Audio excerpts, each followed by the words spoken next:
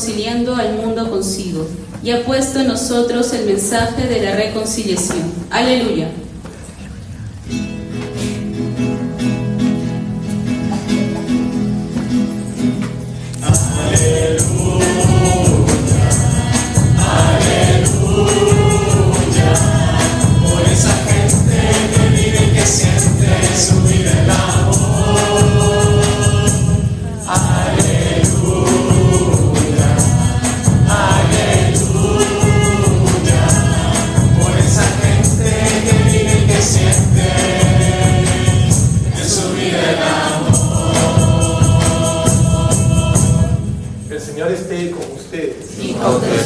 Lectura del Santo Evangelio según San Lucas. Gloria a ti, Señor. En aquel tiempo Jesús dijo esta parábola a algunos que confiaban en sí mismos por considerarse justos y despreciaban a los demás. Dos hombres subieron al templo a orar. Uno de ellos era fariseo, el otro publicano. El fariseo erguido oraba así en su interior: oh Dios, te doy gracias porque no soy como los demás hombres, ladrones, injustos, adúlteros, ni tampoco como ese publicano. Ayuno 2 veces por semana y pago el diezmo de todo lo que tengo. El publicano, en cambio, quedándose atrás, no se atrevía ni siquiera a levantar los ojos al cielo, sino que se golpeaba el pecho diciendo: oh Dios, ten compasión de este pecador. Les digo que este bajó a su casa justificado y aquel no, porque todo el que se enaltece será humillado, y el que se humilla será enaltecido. Palabra del Señor. Gloria a ti, Señor Jesús. Tomen asiento, queridos hermanos, un momentito. Estamos ya en el domingo 30 del tiempo ordinario. Este evangelio es imposible leerlo sin los evangelios de las 2 últimas semanas, porque el tema es el mismo. Es más, antes de empezar la meditación tendría que hacer una aclaración litúrgica. La próxima semana ya no vamos a leer Lucas, porque la próxima semana vamos a leer el evangelio o los evangelios o la liturgia correspondiente al día de los fieles difuntos. Y el próximo domingo tampoco, porque es otra fiesta, la dedicación de la Basílica de Letrán. Eso suena raro. Si quieren saber qué cosa es, ese domingo les voy a contar. Pero son 2 fiestas importantes. Y el sábado es Día de Todos los Santos. Por lo tanto, la liturgia, como se interrumpe esas 2 semanas, y solamente van a quedar la semana 33 y la semana 34 del ciclo C para poder terminar el Evangelio de Lucas. Por lo tanto, básicamente, hoy día es el último día que se habla de las formas de la puerta. Pero no pudo haber sido mejor, porque hoy día termina y encierra el tema de la fe y de la oración. Digo esto porque la semana 28 hablábamos de 10 leprosos que gritaban, que se acercaban y que pedían ser curados, y de camino quedan curados. Pero solo uno regresa a dar gracias. Ahí aprendimos que la oración auténtica reconoce y agradece. La fe es agradecida. Fíjense el vocabulario que estoy usando. Semánticamente, fe y oración no son lo mismo, pero parece ser que para nosotros son palabras muy cercanas. Es más, uno de los domingos decía, el objetivo de esta liturgia, no sé si recuerdan, es resolver a una pregunta. Para mí era muy importante esa pregunta. La pregunta es, ¿por qué rezo? Rezo para aumentar mi fe. Y de ahí sacaba la conclusión, por eso que muchas veces uno dice, tengo una flojera espiritual, se me ha bajado la fe, ya no siento lo mismo que antes sentía. ¿Eso por qué? Porque ya no rezas. Cuando reces, la fe te va a aumentar. Ese ardor que uno tiene dentro va a aumentar. Cuando dejes de rezar, evidentemente eso baja. Muy bien. El siguiente domingo, el domingo pasado, el domingo 29, el tiempo ordinario, veíamos a una viuda que insiste por justicia, a un juez indiferente, injusto, holgazán quizá, y por perseverancia consigue esa justicia. Allí aprendemos que para orar no se debe desfallecer, se debe sostener la fe en la espera, debe haber una fe insistente, una oración insistente. Hoy día ya estamos en el domingo 30 del tiempo ordinario, el capítulo que leemos 18. Esos versículos tienen un nombre en particular. Se trata un poco de esa oración del publicano y del fariseo, así lo llama la Biblia de Jerusalén. Ya no miramos solo fuera. La liturgia del domingo pasado nos miraba a ver la injusticia fuera. Eso es muy normal. Podemos ver la injusticia afuera, los robos, la política, el mundo, las guerras, las injusticias. Eso es normal en el ser humano. No es normal que haya, pero es normal mirar la injusticia afuera. Pero hoy día el Evangelio cambia completamente la perspectiva. Ahora te hace mirar la injusticia que tengo yo dentro. Eso es a lo que se dedica el Evangelio de hoy. El Evangelio enseña cómo orar con humildad y con verdad. Ojo, poniéndome yo en cuestión ante Dios. Decía, si el domingo pasado contemplábamos lo de afuera, hoy día tenemos que contemplar lo de adentro. Vamos, el primer paso, vamos a delimitar cuál es la finalidad de este Evangelio y la finalidad de la parábola. De pedir justicia a ser justos. Veamos. El domingo pasado vimos a una viuda que pide justicia. Hoy Jesús me pide o mejor dicho, hoy Jesús me conduce a pedir con justicia. Justicia en la Sagrada Escritura es dar a Dios lo que le corresponde. ¿Qué le corresponde a Dios en una oración? Una oración justa. ¿Qué cosa es una oración justa? Una oración que reconoce, una oración que agradece, una oración que no exige, una oración de alguien que no se cree autosuficiente, como este fariseo que lo vemos, que ahora vamos a analizarlo. La parábola desenmascara esa falsa religión, prácticas correctas pero corazón cerrado. Esa es la primera llamada de atención. Mis prácticas son correctas, pero mi corazón quizá esté cerrado. Palabras piadosas, pero desprecio al prójimo. Muchas veces ocurre eso.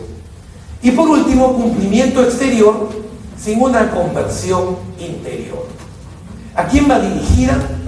A algunos que se tenían por justos y despreciaban a los demás. No solo a fariseos profesionales, apunta a cualquiera de nosotros 2000 años después.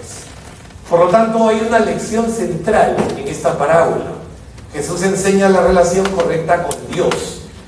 No es un tribunal donde exhibo mis méritos, sino un encuentro donde me presento en verdad, pobre, necesitado de misericordia. Dios justifica al que se abre, no al que se autojustifica. Hago un paréntesis aquí, que yo creo que es demasiado importante tener nosotros o saber nosotros qué conciencia tenemos de Dios. Cómo tenemos formado en el corazón la imagen de Dios. Porque de ahí va a depender una religiosidad sana o una religiosidad enferma. O mejor dicho, una religiosidad que te hace daño. Muchas veces han metido, muchos años atrás, una religiosidad del castigo. Por ejemplo, número 1, que Dios castiga. Dios no castiga. Dios no premia ni castiga, pero su amor es tan grande que nos ayuda a encontrar el camino del bien. Padre, pero estas cosas que están pasando en la familia, mi hijo enfermo, mi esto con cáncer y esto y el otro, ¿esto qué son?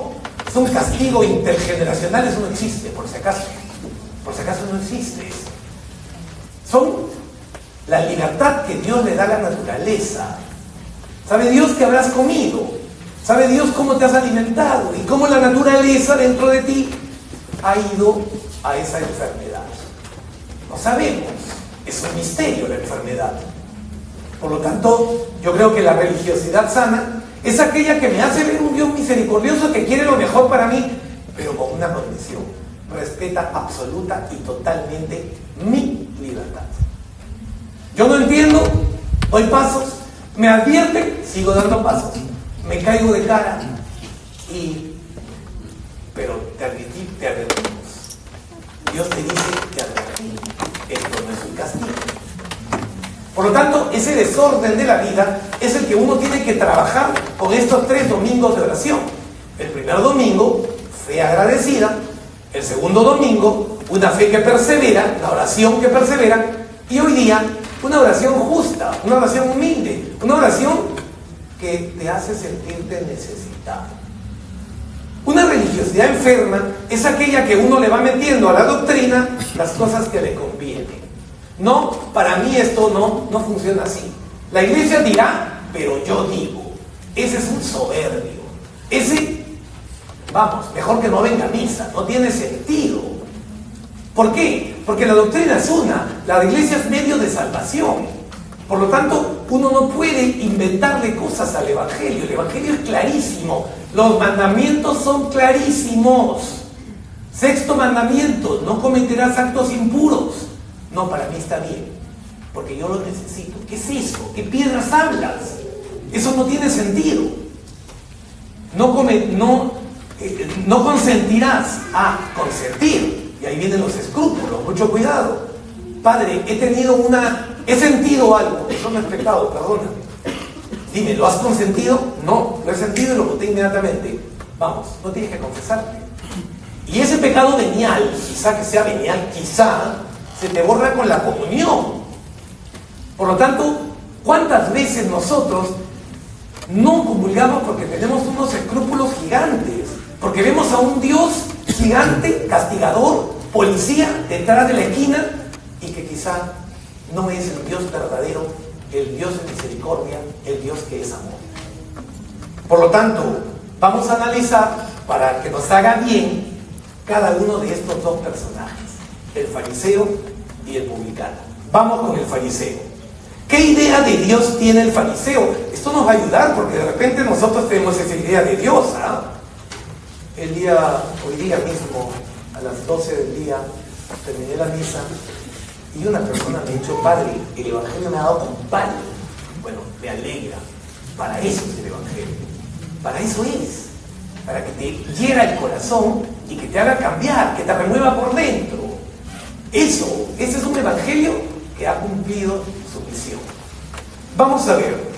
Ese fariseo tenía una idea de Dios, o sea, equivocada. Lo percibe como un auditor, un juez, que apunta logros. Se relaciona con él por una especie de saldo moral, por puntos. Doy, cumplo y gano puntos. Dios no es así. Dios no es así.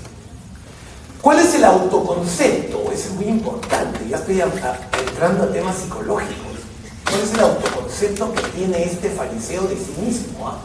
¿Cuál es el autoconcepto que tienes tú de ti? Yo ya he hecho ese ejercicio el lunes pasado me fui a ejercicios espirituales y regresé el viernes. Y una parte de los ejercicios de San Ignacio es justo el autoconcepto que tienes tú de ti mismo y el concepto que tienes de Dios. De allí depende lo sano que va a ser para ti la religión. Cuando no haces esa práctica, la religión te hace un daño tremendo. No te deja ni dormir, porque piensas que todo es pecado. Es rico y engorda, pecado. Y eso está mal. Por lo tanto, el autoconcepto de este fariseo dice lo siguiente: él, no soy como los demás. O sea, se ve superior, está erguido, dice la parábola, centrado en su propio desempeño. Cuidado, con pinzas esto. Cada uno identifique. ¿Cómo reza?